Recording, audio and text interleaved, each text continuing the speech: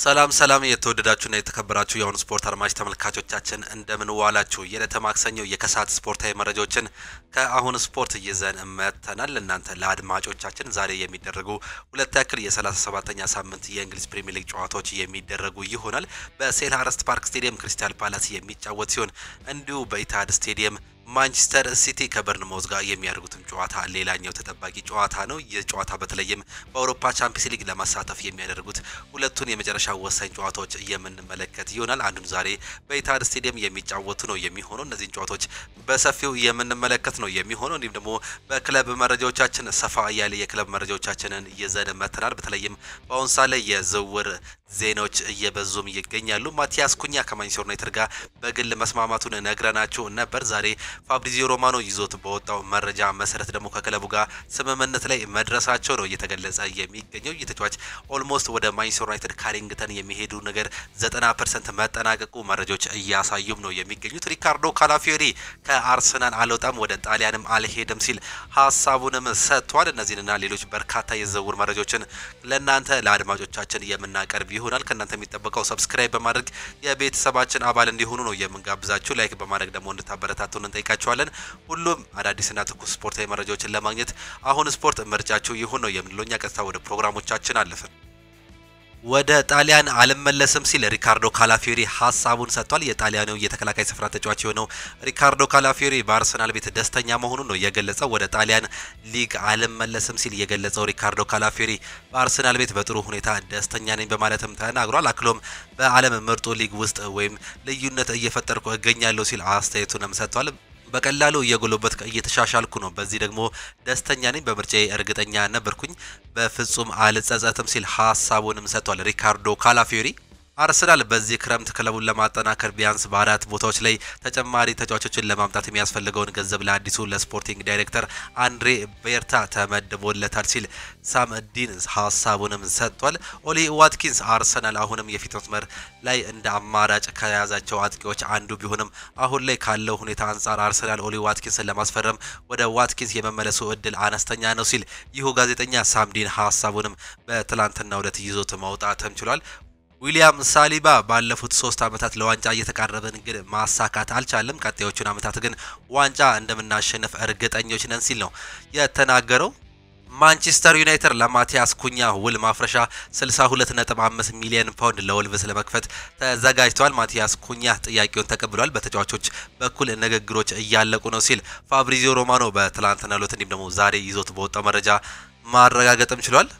አልታይ ባይንደር ዳግም ወደ ቱርክ ሊመለስ የሚችልበት እድል እንዳለ አንዳንድ ምንጮች እየተናገሩ ይገኛሉ። በቱርክ ሊግ ውስጥ ከሚገኙ ትላልቅ ክለቦች ውስጥ የሚጠቀሱት ቤሺክታሾች ቱርካዊውን የማንቸስተር ዩናይትድ በረኛ አልታይ ባይንደርን በክረምት የዝውውር መስኮት ማስፈረምም ይፈልጋሉ። ቤሺክታሾች አልታይ ባይንደርን ዋነኛ የዝውውር ኢላማም አድርገውታል። ማንቸስተር ዩናይትዶች ከአልታይ ባይንደር ዝውውር 6 ሚሊዮን ፓውንድ ዋጋ ይፈልጋሉ። ነገር ግን ቤሺክታሽ ለአልታይ ባይንደር ዝውውር 3 ሚሊዮን ፓውንድ ዋጋ ማቅረቡ ነው መረጃዎች እያሳዩ የሚገኙት። ጋሪ ኔቨል ለማንቸስተር ዩናይትድ የክረምት ዝውውር መስኮት ሀሳቡንም ሰጥቷል።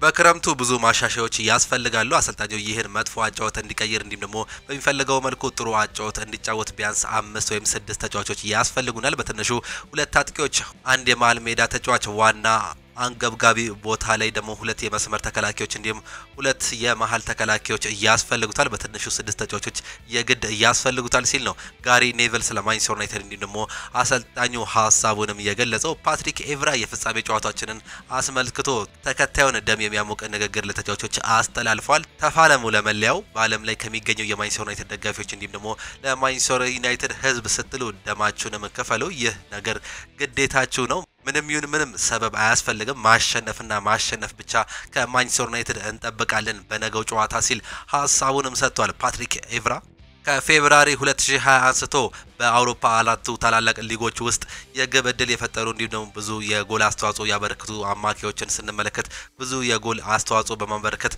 ካፒቴን ብሩኖ ፈርናንዴዝ በአንደኛ ስፍራ መቀመጥ ሲችል ከዛ ጊዜ አንስቶ 112 የጎል አስተዋጽኦ ማበርከትም ችሏል። ብዙ የግብ ዕድሎችን በመፍጠር አሁንም ካፒቴን ብሩኖ ፈርናንዴዝ በአንደኛ ደረጃ ላይም ነው መቀመጥ የቻለው። 535 የግብ ዕድሎችንም ከዛ ጊዜ አንስቶ መፍጠርም ችሏል። ብሩኖ ፈርናንዴዝ እንግዲህ ከ2020 ከማንቸስተር ዩናይትድ ጋር በጥር የዝውውር መስኮት ከተቀላቀለ ጀምሮ እስካሁን ድረስ ባደረጉት ጨዋታዎች ላይ ብቸኛው እንዲሁም ደግሞ ከፍተኛ ቁጥር እየያዘ ተጫዋች መሆኑ ነው እየተመለከተን የምንገኘው። በዚህ ዓመት ምንም እንኳን ማንቸስተር ዩናይትድ 16ኛ ደረጃ ላይ ይቀመጥ እንጂ በፕሪሚየር ሊጉም ብዙ እድል በመፍጠር አንደኛ ደረጃ ላይ መቀመጡንም ተመልክተናል።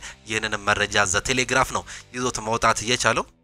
ማንቸስተር ዩናይትድ ሪያን ቸርኪን ለማስፈረም የሚደረገውን ውድድር ተቀላቅሏል። ተጫዋቹ በዚህ ክረምት ለመልቀቅ የሚያስፈልገው 22.5 ሚሊዮን ብቻ መሆኑ እየተገለጸ ሲሆን ማንቸስተር ዩናይትድም ይህንን የሊዮንን ተጫዋች የግሉ ለማድረግ በአሁኑ ሰዓት ላይ ፍላጎት እንዳለው ፕሮግረስ የሚባል ጋዜጣ ይዞት መውጣትም የቻለው ይሁ ጋዜጣ ያሳያል። ፋብሪዚዮ ሮማኖ ባወጣው ዘገባ መሰረት ሪያል ማድሪድ የአልቫሮ ካራሬስን ዝውውር ለመጨረስ ከፍተኛ ጥረት እያደረገ መሆኑን ከተጫዋቹም ጋር በግል ጥቅማ ጥቅሞች ዙሪያ ከስምምነት ላይ እንደደረሰ ተነግሯል። ቤኔፊካ በበኩሉ 50 ሚሊዮን ዩሮ እየጠየቀ ሲሆን አሁን ላይ ድርድሮች መቀጠላቸው እንዲሁም ደግሞ ስምምነቱ የጊዜ ጉዳይ እንደሆነ ፋብሪዚዮ ሮማኖ እየተናገረ ይገኛል። የቀድሞ የማንቸስተር ዩናይትድ ተጫዋች የሆነው አልቫሮ ካራሬስ በማንቸስተር ዩናይትድ ተፈላጊ ነበር በጥር የዝውውር መስኮት ላይ። ነገር ግን በአሁን ሰዓት ላይ አሰልጣኝ ሩበን አሞሪም ይህን ተጫዋች አለመፈለጋቸውን ተከትሎ መተዋቸው ይገለጻል። ነገር ግን ሪያል ማድሪዶች የዚህ ተጫዋች ሁነኛ ፈላጊ ሆነው ነው ብቅ ማለትም የቻሉት። አማድ ዲያሎ ሀሳቡንም ይሰጣል። እንደ ማንቸስተር ዩናይትድ ያለ ክለብ በየአመቱ ቻምፒየንስ ሊግ መጫወት ያለበት ይመስለኛል። ትልቅ ክለብ ነው። በየአመቱ በአውሮፓ ቻምፒየንስ ሊግ መጫወት ይገባዋል። ይህን ዋንጫ ካነሳን በሚቀጥለው የውድድር ዘመን ቻምፒየንስ ሊግ እንደምንጫወት ስለምናውቅ ይህን ዋንጫ ለማሳካት የምንችለውን ሁሉ ለማድረግ እንጥራለን፣ ዝግጁም ነን።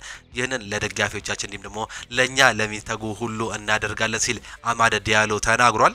እንደ አስ ዘገባ ከሆነ ሮድሪ በትላንትናው ዕለት የማንቸስተር ሲቲ ስብስብ ውስጥ እንደተካተተ ተገልጿል። ትላንትና ማንቸስተር ሲቲ በሜዳው ኢታድ በበርንማውዝ ከሚደረገው ጨዋታ ላይ የተጫዋች የሚኖር መሆኑ ነው መረጃዎች እየወጡ የሚገኙት። ከበርካታ ወራት በኋላ የተጫዋች ከክለቡ ጋር አንድ ላይ በመሆን ልምምድ መስራቱ ይፋ ተደርጓል። ዶሚኒክ ሶቦስላይ ስላስቆጠራት አስደናቂ ግብ ሀሳቡንም ይሰጣል። እውነቱን ለመናገር ለማቀበል ብዬ ነበር እንደዛ አይነት አመታት የመታውት፣ ነገር ግን ቡድኑን በዚያም ሆነ በዚህ በመርዳቴ እድለኛ ነኝ፣ ደስተኛ ነኝም ሲል ነው ስለ ጎሉ ሀሳቡንም ይሰጣል። ዶሚኒክ ሶቦስላይ ስለ ጨዋታውም እንዲህ በማለት ነበር የተናገረው። በቅድሚያ ባስተናገረው ሽንፈት እጅጉን አዝነናል ማለት አንችልም፣ ነገር ግን እዚህ ድረስ የተጓዝነው አሸንፈን ለመውጣትም ነበር። እስከ 70ኛው ደቂቃ ድረስ 3 ነጥቡን ይዘን የመመለስ ስንል የሚገባውን እንቅስቃሴ ጨዋታ አሳይተንም ነበር። ነገር ግን የገጠምነው ቡድን ከኛ በተሻለ ጥሩ መቀሳቀስ ችሎ ነበር። እንደ ጨዋታው ይገባቸዋል። ከኛም የበለጠ 3 ነጥቡ የፈለጉት እነሱ ነበሩናም ሲል ነው ሀሳቡንም የገለጸው። ሃርቪ ኤሊዮት ከትላንትናው ጨዋታ መጠናቀቅ በኋላ ስለ ወደፊት ቆይታው ጥያቄ ቀርቦለትም ነበር። የሱ ምላሽ እንዲህ በማለትም ነበር የገለጸው። በአሁኑ ሰዓት ዋነኛው ትኩረቴ በየሳምንቱ መጨረሻ ላይ የምናደርገው ጨዋታዎች ላይ ነው። ነገር ግን ሁሉንም ነገር ራሴን በማሳይበት አቅሜን በማውጣበት ልክ እየተወሰነ ነገር ነው። በቀጣዩ የእግር ኳስ ህይወቴ ላይም በሚወሰነው እጣ ፈንታ ላይ የተመሰረተ ነው ሲል ነው ሀሳቡንም በመናገር ያጠቃለለው። የቀድሞ የሊቨርፑል አሰልጣኝ የነበሩት የርገን ክሎፕ በጣሊያኑ ክለብ ሮማም እየፈለጋሉ። እንደሚታወቀው ከጆዜ ሞሪኒዮ ስንብት በኋላ ሌጀንዳቸውን ዳንኤል ዴሮሲን እንዲሁም በአሁኑ ሰዓት ላይ ደግሞ በሌስተር ሲቲ የምናውቀውን ክላውዲዮ ሬኔሪን አሰልጣኝ አድርጎ የሾመ ስኬት ላይ የራቀው ሮማ ጀርመናዊውን የቀድሞ የሊቨርፑል አሰልጣኝ የሆነውን የርገን ክሎፕን ለስፍራው አጭቶታል። ላስታምፕ የተባለውም ጋዜጣ ባወጣው መረጃ መሰረት የርገን ክሎፕ በአሰልጣኝ ለመረከብ እንደተስማሙ መረጃዎች እየወጡ ይገኛሉ። ይህም ከሆነ ወደ ጣሊያን አሰልጣኝነት የሚመለሱበት እድልም ቅርብ መሆኑ ነው የተገለጸው። አሰልጣኝ አርኔ ስሎት ስለ ዶሚኒክ ሶቦስላይ ሀሳባቸውንም ይሰጣሉ። ሁልጊዜ የሹት ችሎታው እንደሚጠቀም እንጠይቀዋለን። ሹት እንለው ነበር፣ ምክንያቱም በስልጠናው በጣም ጎበዝ እንዲሁም ደግሞ ከየአቅጣጫው የሚመታቸው ሹቶች የሚያስደመሙ ነበሩ። ነገር ግን እሱ ሜዳ ላይ ሲጫወት ሁልጊዜ መሳላን ይፈልጋል። ይህ ነገር እንዲስተካከል ነገር ነበር። ትላንትና ግን አስደስቶኛል ሲሉ ነው የተናገሩት። ስለ ማካሊስተርም ሀሳባቸውን ሲሰጡ እውነተኛ አርጀንቲና አስተሳሰብ አለው፣ ምክንያቱም ተስፋ የሚቆርጥ ተጫዋች አይደለም። ማካሊስተር በዚህ ሲዝን ለሊቨርፑል ዳግም አይጫወትም። እሱ አዲስ ጉዳት አላጋጠመውም። ለቀጣዩ የውድድር ዘመን ሙሉ ለሙሉ ዝግጁት ለመሆን ለረጅም እረፍት ያስፈልገዋል ሲሉ ነው ሀሳባቸውንም የገለጹት።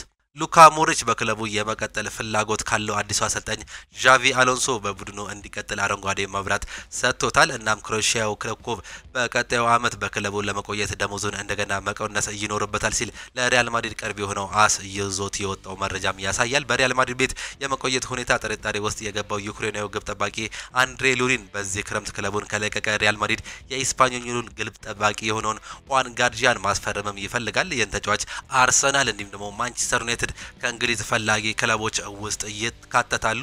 ቦሩሲያ ዶርትመንድ የጁድ ቤሊንጋም ወንድም የሆነውን ጆብ ቦሊንጋምን የማስፈረም ፍላጎት እንዳላቸው ይታመናል። ነገር ግን እንደ ክርስቲያን ፎልክ ዘገባ ከሆነ ሪያል ማድሪድ ተጫዋች ላይ ፍላጎቱን ማሳየቱን ቢልድ ላይ ባወጣው መረጃም እያሳየን ነው የሚገኘው። አርጀንቲናዊ ድንቅ አማካይ ስፍራ ተጫዋች ኒኮ ባስ በዓለም ክለቦች ዋንጫ ውድድር ላይ ለሪያል ማድሪድ ይጫወት ይችላል እና ሪያል ማድሪድ በዚህ ጉዳይ ላይ በዚህ ሳምንት ከወኪሉ ጋር ንግግሮችንም ያደርጋል ሲል ኮፕ መረጃውን ይዞት መውጣት ሲሏል። የቀድሞ የሪያል ማድሪድ ተጫዋች በኦንሳ ላይ በኮሞ እየተጫወተ ይገኛል። ነገር ግን ወደ ቀድሞ ክለቡ ሎስ ብላንኮቹ የመመለስም እድሉ ሰፊ ነው። ባርሴሎና ወደ ካምፕ ኑ ሊመለስም ነው። ባርሴሎና በሚቀጥለው የውድድር ዘመን ወደ ስፖቲፋይ ካምፕ ኑ ስቴዲየም እንደሚመለስ የክለቡ ፕሬዝዳንት ሁዋን ላፖርታ አሳውቋል። የባርሴሎና ስፖቲፋይ ካምፕ ኑ ስቴዲየም ባለፉት ዓመታት በእድሳት ላይ እንደሚገኝ ይታወቃል። በሚቀጥለው የውድድር ዓመት የመጀመሪያው ዙር ጀምሮ ወደ ካምፕ ኑ እንመለሳለን ሲሉ ፕሬዝዳንት ሁዋን ላፖርታ አረጋግጧል። ፕሬዝዳንቱ አክሎም ሁኔታዎች በጥሩ ሁኔታ ከሄዱ ባርሴሎና በዓመቱ የሚዘጋጀውን የሁዋን ጋምፐር ዋንጫ ጨዋታን በካምፕ ኑ እንደሚደረግም ነው ያሳወቁት። የዘንድሮ የሁዋን ጋምፐር ዋንጫ በካምፕ ኑ ስቴዲየም ነሐሴ ወር ላይ መጀመሪያ ላይ ይደረጋል ተብሎም ይጠበቃል። ከጡረታ ተመልሶ የላሊጋ ሻምፒዮን የሆነውን ግብ ጠባቂ ደግሞ እንመልከት። ፖላንዳዊ የባርሴሎና ግብ ጠባቂ ዌስሌ ሴዚኒ እግር ኳስ በቃኝ ብሎ አሁን ላይ እረፍት ነው የሚያስፈልገኝ በማለት ከጣሊያኑ ጁቬንቱስ ጋር በስምምነት ተለያይቶ በ34 ዓመቱ ጓንቱን መስቀሉ ይፋ አድርጎ ነበር። ነገር ግን የባርሴሎናው ግብ ጠባቂ የሆነውን ማርክ አንድሬ ቴር ስቴገንን ከባድ ጉዳት በማስተናገዱ ለበርካታ ጊዜያት ከሜዳ እንደሚርቅ በታወቀ ጊዜ ለባርሴሎና የአጭር ጊዜ መፍትሄ ሴዚኒ አማራጭ ሆኖ ብቅ ብሎ ችሎ ነበር። በባርሴሎና የተፈጠረውን የበረኛ ክፍተት እንዲሸፍን በክለቡ ፕሬዝዳንት ሁዋን ላፖርታ እንዲሁም ደግሞ ስፖርቲንግ ዳይሬክተሩ ዴኮ ጥያቄ የቀረበለት ሲዝኒ ጥያቄውን ወዲያውኑ በመቀበል የ1 ዓመት ውል በመፈረም ስቴን ካታሎን ከተመ። በብዙዎች ዘንድ ከባርሴሎና ጨዋታ ጋርም ላይስማማ ይችላል። እንዲሁም ደግሞ ባርሴሎና ጓንት የሰቀለ ግብ ጠባቂ አስፈረመ ብለው እየተሳለቁበትም ብዙዎች ነበሩ። በእርሱ ላይ እምነት የነበራቸው የባርሴሎና አሰልጣኝ ሃንሲ ፍሊክ ግን የመጀመሪያ ጨዋታዎች ላይ ኢናኪ ፔናን በመጀመሪያ አሰላለፍ እያስጀመሩ ሲዝኒን ተጠባባቂ እያደረጉትም ነበር። አሰልጣኙ ከጥቂት ጊዜ በኋላ ሲዝኒን በቁጥር 1 ግብ ጠባቂነት ማሰለፍ የጀመረ ሲሆን እሱንም አስደናቂ ብቃት ማሳየቱንም ቀጠለ። በየጨዋታው አስደናቂ አቋሙን ማሳየት የቀጠለው ዌስሊ ሲዝኒ ከባርሴሎና ጋር የአሸናፊነት ዋንጫውን በማንሳት ነበር አመቱን የጀመረው። ባርሴሎና የላሊጋውን ክብር ሲያገኝ እንዲሁም ደግሞ በሻምፒየንስ ሊጉን ክለቡ እስከ ግማሽ ፍጻሜ ሲጓዝ ሲዝኒ የክለቡ ወሳኝ ጊዜ ነበረ። ቡድኑ የኮፓ ዴል ሬይ ዋንጫ ሲያሳካም ግብ ጠባቂው ቁልፍ ሚናም ነበረው። ከጡረታ መልስ ስኬታማ የሆነው ዌስሊ ሲዝኒ በ2025 ከገባ ጀምሮ በላሊጋው በ17 ጨዋታዎች ምንም ሽንፈት ያላስተናገደ ሲሆን አዲስ ኮንትራት ለባርሴሎና እንደሚቀርብለትም እየታመነም ይገኛል። ማንቸስተር ዩናይትድ ማቲያስ ኩኛን ለማስፈረም እጅጉን ተቃርቧል። ብራዚላዊው አጥቂ የክለቡን ፕሮጀክት የተቀበለ ሲሆን አሁን ላይ በግላዊ ጉዳዮች ላይ ስምምነት ላይ መድረሱን ነው ፋብሪዚዮ ሮማኖ ማረጋገጥ እየቻለው። የተጫዋች በሌሎች ክለቦች የተፈለገ ቢሆንም መዳረሻው ማንቸስተር ዩናይትድ ካሪንግተን እንደሚሆን ካሁኑ ሊረጋገጥ ይችላል ሲል ፋብሪዚዮ ሮማኖ እየተናገረም ይገኛል። በዚህ ሳምንት ወይም ደግሞ በሚቀጥለው ሳምንት ሂር ዊ ጎ ልንልም እንችላለን ሲል ነው መጻፍም የቻለው። ብሩኖ ፈርናንዴዝ ቀጣይ ዓመት ሽልማቱን ማሸነፍ አልፈልግም ሲል ነው የተናገረው። የማንቸስተር ዩናይትድ አምበሌው ነው ብሩኖ ፈርናንዴዝ የቡድኑ ተጫዋች ቀጣይ ዓመት ራሳቸውን አሻሽለው የዓመቱ ምርጥ ተጫዋች ሽልማትን እንዲያሸንፉ ጠይቋል። ብሩኖ ፈርናንዴዝ በዚህ ዓመት ለአራተኛ ጊዜ የማንቸስተር ዩናይትድ የዓመቱ ምርጥ ተጫዋች ተብሎ በመመረጥ የሮናልዶ እንዲሁም ደግሞ ዴሄያን ታሪክ መጋራቱም ይታወሳል። በሚቀጥለው ዓመት በእጩዎች ዝርዝር ውስጥ እንደማልኖር ተስፋ አደርጋለሁ ያለው ብሩኖ ፈርናንዴዝ ተጫዋቹ እኔን መተካት አለባቸውም ሲል ነው የተናገረው። የተጫዋቹ መሻሻል እኔን ደስተኛ ሰው ያደርገኛል የሚለው ብሩኖ ፈርናንዴዝ ምክንያቱም እኔ ከዚህ ያለውት እነሱ ምርጥ እንዲሆኑ በመርዳት ቡድኑ የተሻለ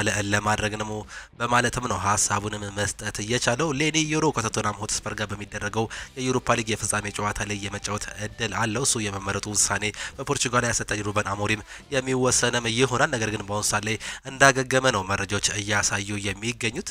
ለማንቸስተር ዩናይትድ ጥያቄም ሊያቀርቡ ነው። በጣሊያን አሰልጣኝ በሲሞኒ ኢንዛጊ የሚመሩት ኢንተር ሚላኖች የማንቸስተር ዩናይትድ የፊት መስመር ተጫዋች የሆነው ጆሹዋ ዚርክዜን ለማስፈረም ይፈልጋሉ። ኢንተር ሚላኖች ኔዘርላንዳዊ የ23 ዓመት አጥቂ የሆነውን ጆሹዋ ዚርክዜን ለማስፈረም ለማንቸስተር ዩናይትድ የዝውውር ጥያቄን ለማቅረብም ተዘጋጅተዋል። የሴሪያው ክለብ ኢንተር ሚላን የዝውውር ጥያቄውን ለማቅረብ ያቀደው ጆሹዋ ዚርክዜ በውሰት ውል ለ1 ዓመት በመውሰድ ከዛም በኋላ በግዴታ ውል ተጫዋቹን በ35 ሚሊዮን ዩሮ ለማስፈረም ፍላጎት እንዳሳዩ ያሳዩ ሲሆን ኢንተር ሚላኖች ይህንን የዝውውር ጥያቄ ለማንቸስተር ዩናይትድ የማቅረብ ፍላጎት እንዳላቸው የኮሪደር ዶሎ ዘገባም ያሳያል። ማንቸስተር ዩናይትድ ከተጫዋቹ ጋር ተለያይተዋል። ማንቸስተር ዩናይትድ ባለፉት ቀናቶች ከብራዚላዊው የአትላንታ ተጫዋች ከኤደርሰን ጋር ተወያይተዋል። ማንቸስተር ዩናይትድ ከተጫዋቹም ጋር ተወያይቷል። ማንቸስተር ዩናይትድ ባለፉት ቀናቶች ከብራዚላዊ የአታላንታ ተጫዋች ጋር ኤደርሰን ጋር ተወያይቷል። ከዩሮፓ ሊግ ፍጻሜ ጨዋታ በኋላ በሁለቱ ወገኖች መካከል ተጨማሪ ግንኙነቶችም ያደርጋሉ ተብሎም ይጠበቃል። ማንቸስተር ዩናይትድ ከእንግሊዙ ክለብ ማንቸስተር ሲቲ እንዲሁም ደግሞ ከጣሊያኑ ክለብ ጁቬንቱስ ቀድሞ ተጫዋቹን የማስፈረም እድልም አላቸው። ነገር ግን የጣሊያኑ ክለብ አታላንታ ለኤደርሰን ዝውውር በትንሹ 60 ሚሊዮን ዩሮ እየጠይቃሉ ሲል ነው አንድ ዘገባ ከጣሊያን እያሳየ የሚገኘው። ይህ የአማካይ ተጫዋች ምናልባትም መዳረሻው ካሪንግተን ሊሆንም ይችላል። ተጫዋቹን ለማሳመን እየተሰራም ይገኛል። የማንቸስተር ዩናይትድ የስፖርቲንግ ዳይሬክተር ጄሰን ዊልኮክ በዚህ ሰዓት ላይ በብዙ የአውሮፓ ታላላቅ ክለቦች እይታ ስር የገባውን የ17 ዓመቱን የሪቨር ፕሌት ተጫዋች የሆነውን ፍራንኮ ማስታንቱኖን በክረምት የዝውውር መስኮት ወደ ማንቸስተር ዩናይትድ እንዲዘዋወር ለማሳመን እየሰሩም ይገኛሉ። የ17 ዓመቱ አርጀንቲና የአጥቂ ስፍራ ተጫዋች ብዙ ተስፋ እየተጣለበትም ተጫዋች ነው። የጄሰን ዊልኮክ እንዲሁም ደግሞ የማንቸስተር ዩናይትድ ዋና የዝውውር ኢላማ መሆኑን ካች ኤንድ ኦፍሳይድ ማስነበብም ችሏል። ፓትሪክ ዶርጉ ስለ ፍጻሜው ጨዋታ እንዲህ ሲል ለሚዲያዎቹም አጫውቷል። የመጣ ነው ከኢግቦ ናይጄሪያ ነው። በፈጣሪ አምናለሁ እናም ሁልጊዜ እጸልያለሁ። ፍጻሜውንም እንደምናሸንፍ ተስፋ አድርጋለሁ። ለዚያም ነው የምጸልየው። እዛ የመጣሁት ለቡድኑ በአስቸጋሪ ሰዓት ላይ ስለሆነ በቡድኑ ምንም ነገር ቀላል እንደማይሆን አውቄም ነበር። በእያንዳንዱ ጨዋታ ላይ እየተሻሻልኩ ነው የመጣሁት። በራስ የመተማመን ስሜት እያደገ ይገኛል። እናም በዚህ የውድድር ዘመን የመጨረሻ ጨዋታዎች እንዲሁም ደግሞ በመጪው የውድድር ዓመት የበለጠ እንደምሻሻል ተስፋ አደርጋለሁ። ሁሉም ነገር የሚወሰነው በትጋት ተስፋ ባለመቁረጥ በአሰልጣኝ እንዲሁም ደግሞ በተጫዋቾች ማመን እንዲሁም ደግሞ አፈጻጸሜን በማሻሻል እንደሆነ አውቃለሁ ሲል ሀሳቡንም ገልጿል። ይህን ዓመት ከባድ ጉዞ ነበር፣ ነገር ግን ወደፊት ብዙ ጥሩ ዓመታት እንዳለን አስባለሁ። የፍጻሜው ጨዋታ ላይ በማተኮር ማሸነፍ ብቻ ነው ያለብን ሲል ፓትሪክ ዶርጉም ተናግሯል። ፋብሪዚዮ ሮማኖ ይናገራል። የቪክተር ዮኬረስ መዳረሻ የእንግሊዝ ፕሪሚየር ሊግ የመሆን እድሉ እየሰፋ ነው። በሱ ላይ ማንቸስተር ዩናይትድ እንዲሁም ደግሞ አርሰናል ትልቅ ፍላጎት አላቸው ሲል ፋብሪዚዮ ሮማኖ ቅርብ ሰዓት ላይ በዩቲዩብ ገጹ ላይ መናገርም ችሏል። ይህን ተጫዋች ይፈልጓል ሲል ነው የተናገረው። የስዊድናዊ አጥቂ ቪክተር ዮኬረስ የወደፊት እጣ ፈንታ ማንቸስተር ዩናይትድ ወይም ደግሞ አርሰናል የመሆን እድሉ 50-50 ነው ሲል ነው የተናገረው። ነገሮች በተወሰነ መልኩ ተቀይረዋልም ሲል አንዳንድ መረጃዎች እየወጡ ይገኛሉ። በቪክተር ዮኬረስ የዝውውር ጉዳዮች ላይ የአርሰናል ብቻ ከመኖሩ ወደ አርሰናል እንዲሁም ደግሞ ማንቸስተር ዩናይትድ እየተቀየረም ይመስላል። ማንቸስተር ዩናይትድ ከፍተኛ ፍላጎት ማሳየትም ጀምሯል። እንደማስበው ዮኬረስ እንዲሁም ደግሞ ማንቸስተር ዩናይትድ በዝውውር እንቅስቃሴ ከማድረጋቸው በፊት በሻምፒየንስ ሊጉ ተሳታፊ መሆን አለመሆናቸውን ለማወቅ እየጠበቁም ይገኛሉ። ማንቸስተር ዩናይትድ እንዲሁም አርሰናል ሁለቱን የሻምፒየንስ ሊግ ተሳታፊ ከሆኑ በሩበን አሞሪም ምክንያት ማንቸስተር ዩናይትድ አጥቂውን የማስፈረም የተሻለ እድል ይኖረዋል ሲል ነው ፋብሪዚዮ ሮማኖ በዩቲዩብ ገጹም በስፋት መናገርም የቻለው። እሱ አስደናቂ አሰልጣኝ ነው። በደንብ አውቀዋለሁ። ተጫዋቾችን የሚንከባከበው መንገድ እጅግ በጣም የሚገርም ነው። ሜዳው ላይ ያለውም መሪነትም የተለያየ ነው። እጅግ በጣም ክብር አለኝ ሲል ፔድሮ ፖሮ ስለ አሰልጣኝ ሩበን አሞሪም ሀሳቡንም ገልጿል። በክረምት የዝውውር መስኮት የእንግሊዙ ክለቦች አስቶን ቪላን እንደሚለቅ ያሳወቁትን አርጀንቲናዊ የ32 ዓመቱን ግብ ጠባቂ ኤሚሊያኖ ማርቲኔዝ በስፔኑ ክለብ ባርሴሎና እንዲሁም ደግሞ በእንግሊዙ ኃያል ክለብ ማንቸስተር ዩናይትድ እየተፈለገም እንደሚገኝ ዘሰን ስፖርት እየተነገረም ይገኛል። የተጫዋች አርጀንቲናዊ መሆኑ ይታወቃል። የ32 ዓመቱ የዓለም ዋንጫ አሸናፊ የሆነው ኤሚሊያኖ ማርቲኔዝ ወደ ባርሴሎና መሄድ ቢፈልግም ምናልባት ማንቸስተር ዩናይትድ ይህንን እቅዱን በማሰናከል እንግሊዝ ሊያቆየው ይችላል ሲል ነው ዘሰን ስፖርት ይዞት የወጣው። ጁሊያን ቲምበር ቀዶ ጥገናም ሊያደርግ ነው። የመድፈኞቹ የመስመር ተጫዋች የለው ጁሊያን ቲምበር እግሩ ላይ የቀዶ ጥገና ሊያደርግ መሆኑ ዘቴሌግራፍ አስነብቧል። የክለቡ የሕክምና ቦርድ ተጫዋች የሆነውን የብቃት ችግር ለመፍታት ቀዶ ጥገና አስፈላጊ እንደሆነ ማመኑ ነው የተገለጸው። ኔዘርላንዳዊ የመስመር ተጫዋች ጁሊያን ቲምበር ለምን ያክል ከሜዳ እንደሚርቅ እስካሁን ግን ሊገለጽም አልቻለም። ሚኬል አርቴታ በክረምቱ ከታላላቅ የዝውውር ኢላማዎች አንዱን ማስፈረም የሚችሉ ከሆነ ሁለት የአርሰናል ኮከቦች በዚህ ክረምት ኤሚሬትስ ሊለቁ እንደሚችሉ ዘገባዎችም አጠናክረው እየገለጹ ነው የሚገኙት። አርቴታ በክረምት የዝውውር መስኮት ከ3 ያላነሱ ተጫዋቾች በመሸጥ ቡድኑ ላይ ትልቅ ለውጥ ማድረግም አቅዷል። ይህም እንደ ጀርጊኒዮ፣ ጃኮብ ኪቪየር እንዲሁም ደግሞ አሌክሳንደር ዚንቼንኮ የመሳሰሉትን ያጠቃልላል። ነገር ግን ዘታይምስ እንደዘገበው ከሆነ ሁለት ተጨማሪ ኮከቦች ለገበያ ይቀርባሉ ተብሎም ይጠበቃል። ሚኬል አርቴታ አዲስ የክንፍ ተጫዋች ማስፈረም ከቻለው የሊያንድሮ ትሮዛርድ ደግሞ የጋብሪኤል ማርቲኔሊ የአርሰናል ቆይታ አጠራጣሪ እንደሚሆን ነው የተገለጸው። ጃኮብ ኪቪየር በብዙ ነገር እየረዳኝን ሚካኤል አርቴታ ነው ሲል ነው የተናገረው። ጃኮብ ኪቪየር ሰሞኑን እያሳየ ባለው አቋም ምክንያት ልናጣው ይገባል ብላችሁ ታስባላችሁ ተብለው ተጠይቀው ነበር አብዛኞቹ የአርሰናል ደጋፊዎች እዛው ለንደን ባሉት መሰረት። በዚህም ጃኮብ ኪቪየር በአርሰናል ይቆያል ሲሉ ነው ሀሳባቸውን መግለጽ የቻሉት። በተለይም ጋብሪኤል ከተጎዳ በኋላ የተጫዋች እሱን ተክቶ ጥሩ ነገር ማሳየቱን ተከትሎ በአርሰናል ቤት የመቆየት እድሉ እየሰፋም ነው የሚገኘው። የሊያንድሮ ትሮዛርድ በአርሰናል የመቆየት ነገር አሁን ላይ የታወቀ ነገር አይደለም ሲል ሃንድ ኦፍ ኦዚል ዘግቧል። አንድሪያ በርታ በቅርብ ከተጫዋቹ ወኪል ጋር ንግግር እያደረጉ ቢሆንም እስካሁን ድረስ ምንም ነገር ያልተወሰነ መሆኑን ነው ሃንድ ኦፍ ኦዚል አግኝቻለሁ ባለው መረጃ ያሳወቀው። አትሌቲኮ ቢልባዎች በክረምቱ ኒኮ ዊሊያምስን የሚያጡ ከሆነ ከአርሰናል ጋብሪኤል ጂሰስን ማስፈረምም ይፈልጋሉ ሲል ይህ ድረገጽ ይዞት መውጣትም ችሏል። ፍሎሪያን ዊርትዝ በቀጣዩ ዓመት በእንግሊዝ ተጫውቶ የእንግሊዝ ዋንጫን ማሳካት ይፈልጋል። ከነዚህም ተመራጮች ክለቦች ሊቨርፑል እንዲሁም ደግሞ ማንቸስተር ሲቲ ዋነኞቹ ናቸው። በቅርበትም ይከታተለዋል ሲል ነው አንድ ዘገባ ከነዚህ ከሁለቱ ክለቦች በአንዱ ላይ ሊገኝ ይችላል ሲል ሀሳቡንም የገለጸው። ሃንጋሪያው ሜሊዮስ ኪርኪዝ ከክለቡ አጋር ጋር የመጫወት ጥልቅ ፍላጎት አለው። ሊቨርፑል በዝውውር ላይ ከገፋበት ማይሳካበት ምንም ምክንያት የለም ሲል አንድ የሃንጋሪ ጋዜጣ እየዘገበም ይገኛል። ሌሎች መረጃዎችም እንደሚያሳዩት ከሆነ ሜሊዮስ ኪርኪዝ በዚህ ክረምት ወደ ሊቨርፑል የሚያደርገው ነገር እጅግ በጣም እየተቃረበ ነው። ሌሎች ነገሮች ወይም ደግሞ አንዳንድ አዳጋጅ ነገሮች ካልመጡ በስተቀር ከተጫዋቹ ጋር ስምምነት ላይ ደርሰዋል። አሁን የሚቀረው ከክለቡ ጋር ከበርንማውዝ ጋር ብቻ ነው ሲሉ ነው የገለጹት። ሊቨርፑሎች ሜሊዮስ ኪርኪዝን ለማስፈረም ከበርንማውዝ ጋር ንግግር ጀምረዋልም እየተባለም ነው የሚገኘው። ቀያዮቹ በተመሳሳይ ከሜሊዮስ ኪርኪዝ የግል ስምምነቶችን እያጠናቀቁ ይገኛሉ። በዚህ ዝውውር ላይም ከፍተኛ ፍላጎት ያለው ተጫዋች ነው። በሁለቱ ክለቦች የዝውውር ሂሳብ ድርድር አሁንም የቀጠለ ነው ሲል ፋብሪዚዮ ሮማኖ ማረጋገጥም ችሏል። ሊቨርፑል ሜሊዮስ ኪርኪዝን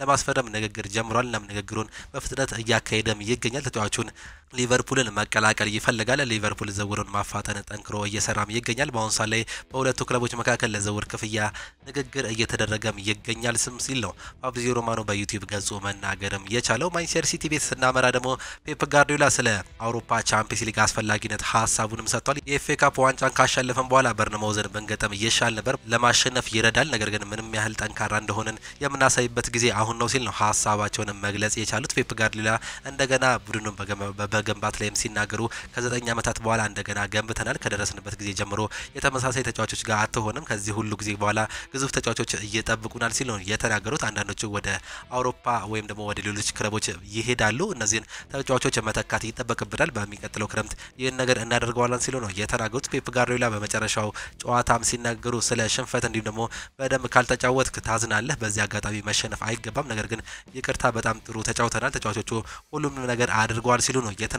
እግር ኳስ ግቦችን ማስቆጠር ነው፣ እኛ ግን አላደረግነውም፣ በጥሩ ሁኔታ አልተሳካልንም ሲሉ ነው የተናገሩት። ፔፕ ጋርዲዮላ ሪኮ እንዲሁም ደግሞ ማካቴ ለምን ከፓላስ ጋር በቡድን ውስጥ እንዳልነበሩ ሲጠየቁ 24 ተጫዋቾች አሉ፣ ለውጦች ማድረግ ፈልጌ ነበር፣ በእነሱ ላይ ምንም የለም፣ እወዳቸዋለሁ፣ አደንቃቸዋለሁ፣ ነገር ግን በዛ ጨዋታው ላይ 24 ተጫዋቾችን መርጫለሁ፣ እነሱን ግን ማካተት አልቻልኩም ሲሉ ነው የተናገሩት። ክሪስታል ፓላስ ኤቤሬቺ ኤዜን በክረምት ለመሸጥ ከፍተኛ ውል ሊያፈርስም ይችላል። 68 ሚሊዮን ፓውንድም እየተመነበት ነው የሚገኘው።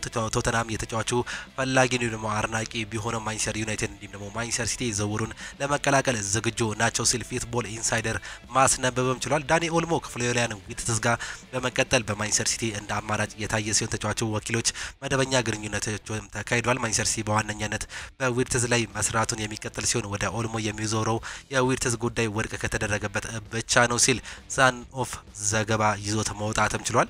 ማንቸስተር ሲቲ ስምምነት አላቸው ከቲጃኒ ግራይንደርስ ጋር በግል ስምምነት ላይ ደርሷል። እናም በዚህ ሳምንት ለኤሲ ሚላን ይፋዊ ጥያቄም ያቀርባሉ። ሲቲ ኤሲ ሚላንን ጥያቄ ይጠይቃል። እናም ሚላን 65 ሚሊዮን ፓውንድ የሚፈልግ ሲሆን 50 ሚሊዮን ቦነስም ይቀበላል ሲሉ ነው መረጃዎች እየወጡ የሚገኙት።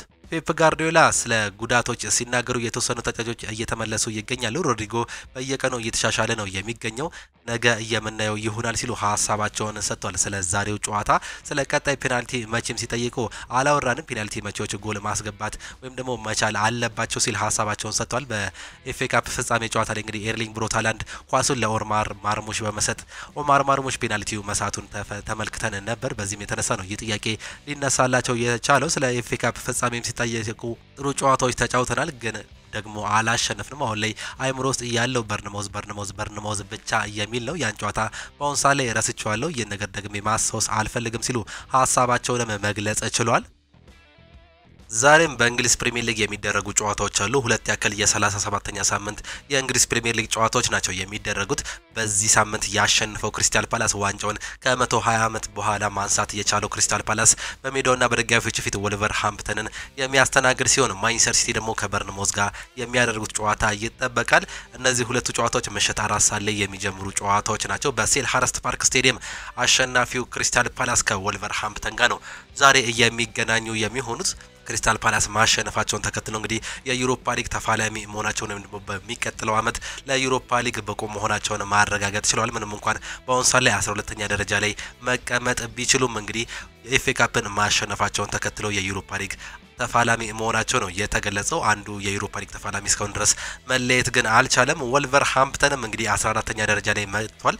አሰልጣኙ ቪክተር ፔሬራን ከቀጠሩ በኋላ እንግዲህ ከ19ኛነት ወደ 14ኛ ደረጃ ለት መምጣትም ችሏል። ነገር ግን ያለፉት ተከታታይ ሁለት ጨዋታዎች ሽንፈት ማስተናገድ ነው የቻሉት። ከዛ በፊት የነበራቸውን ተከታታይ 7 ጨዋታዎች ማሸነፍ የቻለው ወልቨርሃምፕተን አሁን ደግሞ ተከታታይ ሁለት ሽንፈት ማስተናገድ ችሏል። ዛሬ ደግሞ ከአሸናፊው የኤፍኤ ካፕ ዋንጫ ባለድል የሆነው ክሪስታል ፓላስ ጋር በሜዳውና በደጋፊዎች ፊት ወልቨርሃምፕተን ነው የሚያስተናግድበት የሴልኸርስት ፓርክ ስቴዲየም የሚገኝ ጨዋታ የምንመለከት ነው የሚሆነው። እነዚህ ሁለቱ ክለቦች በተገናኙበት ጊዜ ክሪስታል ፓላስ 25 ጊዜ ያሸነፈ ሲሆን ወልቨርሃምፕተን 27 ጊዜ ማሸነፍ ችሏል። 19 ጊዜ ደግሞ አቻ ነው መለየት የቻሉት። በዚህ ዓመት በተደረገ የሞኒኒክስ ጨዋታ ሁለት አቻ በሆነ ውጤት ማጠናቀቅ ችለው ነበር። በ10ኛ ሳምንት መርሃ ግብር በዛ ጨዋታ ላይ ትሬቨር ቻሎባ እንዲሁም ደግሞ ማርክ ጉዩ ነበር ሁለቱን ጎሎች ለክሪስታል ፓላስ ማስቆጠር የቻሉት። ትሬቨር ቻሎባ ወደ ቀድሞ ክለቡ ቼልሲ መመለሱን መመልከት ይችላል። እነዚህ ሁለቱ የተከላካይ ስፍራ ተጫዋቾች ነበሩ የመጀመሪያው እንዲሁም ደግሞ የመጨረሻውን ጎል ማስቆጠር የቻሉት። ላርሰን እንዲሁም ደግሞ ዣኦ ጎሜዝ ነበሩ ለወልቨርሃምፕተን በሜዳቸው ነው በደጋፊዎች ፊት የነበረውን ጨዋታ በማስቆጠር ሁለት አቻ በሆነ ውጤት ማጠናቀቅ የቻሉት። ባለፈው ዓመት በዚህ ስቴዲየም በተደረገ ጨዋታ ክሪስታል ፓላስ 3-1 በሆነ ውጤት ማሸነፍ ችለው ነበር። በዛ ጨዋታ ላይ ጆርዳን አዩ እንዲሁም ደግሞ ሽሉፕ ነበር ጎሎቹን ማስቆጠር የቻሉት። በዛሬው ጨዋታ ላይ ይህ ነገር ይደገም ይሆን የምንመለከተው ነው የሚሆነው። እነዚህ ሁለቱ ክለቦች በእንግሊዝ ፕሪሚየር ሊግ ባደረጓቸው ጨዋታዎች እንግዲህ 12 ድል ማስመዝገብ ችሏል። ክሪስታል ፓላስ 13 አቻ እንዲሁም ደግሞ 11 ሽንፈትን ማስተናገድ የቻለ ሲሆን ወልቨርሃምፕተንን ስንመለከት 12 ድል ያለው ሲሆን 19ኙ ግን በሽንፈት ነው ማጠናቀቅ የቻለው። 5 የአቻ ውጤቶችን በዚህ 36 ጨዋታ ባደረገበት የእንግሊዝ ፕሪሚየር ሊግ ማስመዝገብም ችሏል። ኮከብ ጎል አግቢነትን እየመሩ የሚገኙት የነዚህ የሁለቱ ክለቦች ተጫዋቾችን ስንመለከት ጂያን ማቴታ 14 ጎል እንዲሁም ደግሞ 2 አሲስቶች ያሉት ሲሆን በወልቨርሃምፕተን በኩል በማንቸስተር ዩናይትድ በኩል በአሁን ሰዓት ላይ ይፈርማል ተብሎ የሚጠበቀው ብራዚላዊ ተጫዋች ማቲያስ ኩኛ 15 ጎል እንዲሁም ደግሞ 6 አሲስቶችን በማስመዝገብ እንግዲህ በወልቨርሃምፕተን ቤት ጥሩ ደረጃን የያዘ ተጫዋች ነው። እንዲህ ደግሞ በእንግሊዝ ፕሪሚየር ሊግ 15 እና ከዛ ጎሎችን በላይ ያስቆጠረ ተጫዋች የሚሆንበትም እድል በአሁን ሰዓት ላይ ሁለት ጨዋታዎች በቀሩ በእንግሊዝ ፕሪሚየር ሊግ ማረጋገጥም የሚችልበት እድል እንዳለ እየተመለከትን እንገኛለን። ሌላኛው ላርሰን ነው 13 ጎል እንዲሁም 2 ጎሎች 2 አሲስቶች ያሉት በወልቨርሃምፕተን በኩል። ኤብሬቺ ኤዜ 7 ጎል እንዲሁም ደግሞ 8 አሲስቶች ያሉት የክሪስታል ፓላስ ተጫዋቾች መሆናቸውን ስታቲክሳቸው ያመላክተናል። ሌላኛው ማንቸስተር ሲቲ ከበርንማውዝ ጋር የሚያደርገው ተጠባቂ ጨዋታ ይኖራል። በኢታድ ስቴዲየም ነው የጨዋታ የ37ኛ ሳምንት የእንግሊዝ ፕሪሚየር ሊግ ጨዋታ የሚካሄደው። በኤፍኤ ካፕ ፍጻሜ ጨዋታ 1-0 በሆነ ውጤት በመሸነፍ ዋንጫውን የተነጠቀው ማንቸስተር ሲቲ ዛሬ ደግሞ ቻምፒየንስ ሊግ ቦታን ለማረጋገጥ የሚጫወትበት ሌላኛው ከባዱን ጨዋታ ነው የሚያደርገው። ዛሬ እንግዲህ ይህን ጨዋታ የሚያሸንፍ ከሆነ ከፍ ማለት ይችላል። ነገር ግን በአሁን ሰዓት ላይ 6ኛ ደረጃ ላይ ነው መቀመጥም እየቻለው። በርንማውዞች ደግሞ 11ኛ ደረጃ ላይ መቀመጥ ችለዋል። ካለፉት 5 ጨዋታዎች ሁለቱም ብቻ ነው ማሸነፍ የቻሉት በአንዱ ሽንፈት እንዲሁም ደግሞ በሁለቱ አቻ ውጤትን ማስመዝገብም ችለዋል። ማንቸስተር ሲቲ ካለፉት 5 ጨዋታዎች አንዱን ብቻ አቻ የወጣ ሲሆን 4ቱን ተከታታይ ድል ማስመዝገቡን ነው ስታቲክሳቸው የሚያመላክተን። ነገር ግን በኤፍኤ ካፑ ከክሪስታል ፓላስ ጋር ያደረጉትን ጨዋታ በኤብሬቺ ኤዜ ብቸኛ ጎል በመሸነፍ እንግዲህ በዚህ ዓመት ያለ ዋንጫ እንደሚያጠናቅቁ ያረጋግጡበት ዓመት መሆኑን አሰልጣኝ ፔፕ ጋርዲዮላ እንዲሁም ደግሞ ማንቸስተር ሲቲዎች ማረጋገጥም ችለዋል። በዚህ ሰዓት ላይ ወሳኙ እንዲሁም ደግሞ ዋናው ነገር ወደ ቻምፒየንስ ሊግ የሚገቡበትን እጣ ወይም ደግሞ ድልድል ማስመዝገብ ይሆናል። ከ1 እስከ 5 የሚያጠናቀቁ ከሆነ ይህን ቦታ ማግኘት ይችላሉ። ነገር ግን ዛሬ የሚሸነፍ ከሆነ እዛው 6ኛ ደረጃ ላይ የሚቀመጡም ይሆናል። ከዛ በኋላ የመጨረሻው ጨዋታ ለበርካቶች ተጠባቂ ሊያደርገው ይችላል። የዛሬው ጨዋታን የሚያሸንፉ ከሆነ ደግሞ 3ኛ ደረጃ ላይ መምጣትም ይችላሉ፣ ከ6ኛ ደረጃነት ማለት ነው። ይህም እንግዲህ ለአሰልጣኝ ፔፕ ጋርዲዮላ እንዲሁም ደግሞ ለሰራዊቶቻቸው እጅግ በጣም አስፈላጊ ውጤት ሊሆን ይችላል። ቀጣይ ዓመት ቡድኑን እንገነባለን የሚሉት አሰልጣኝ ፔፕ ጋርዲዮላ ነገር ግን በአሁን ሰዓት ላይ ማረጋገጥ ያለብን የአውሮፓ ቻምፒየንስ ሊግ ቦታን ማግኘት ነው ሲሉም ነው የተናገሩት።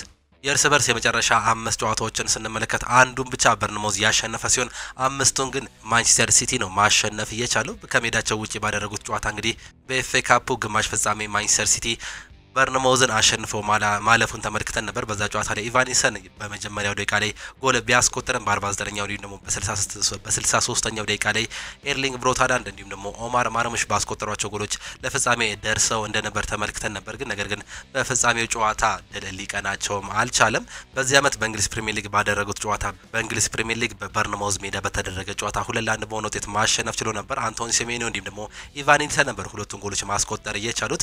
ግቫርዲዮል ብቸኛውን ጎል ለማንቸስተር ሲቲ ማስተዛዘኛ ጎል ማስቆጠርም ችሎ ነበር። ዛሬ ወሳኙን ጨዋታ እርስ በርስ የሚያገኙም የሚሆኑበትም እድል ነው እየተመለከትን የምንገኘው። በማንቸስተር ከተማ ኢታድ ስቴዲየም ላይ የሚደረግ ጨዋታ ይህን ጨዋታ የምንመለከትበትም እድል ይኖራል። ምሽት 4 ሰዓት ላይ በእንግሊዝ ፕሪሚየር ሊግ በተደረገ 36 ሳምንት ጨዋታዎች እንግዲህ ማንቸስተር ሲቲ 19 ድሎችን ያስመዘገበ ሲሆን 9 ሽንፈት እንዲሁም ደግሞ 8 አቻዎችን ማስመዝገብ ችሏል። በርንማውዝ ደግሞ በተቃራኒው 14 ድሎችን ማስመዝገብ የቻለ ሲሆን 11ዱን በሽንፈት እንዲሁም ደግሞ 11ዱን ደግሞ በአቻ ውጤት ነው ማጠናቀቅ የቻሉት። ኮከብ ጎል አግቢነትን እየመሩ የሚገኙ የነዚህ የሁለት ክለቦች ተጫዋቾችን ስንመለከት በኢታድ በኩል ወይም ደግሞ በማንቸስተር ሲቲ በኩል ኤርሊንግ ብሮት ሃላንድ 21 ጎሎች እንዲሁም ደግሞ 3 አሲስቶች አሉት። ኬቨን ዴ ብሩይነ 4 ጎሎች እንዲሁም ደግሞ 7 አሲስቶች ያሉት ተጫዋች ነው።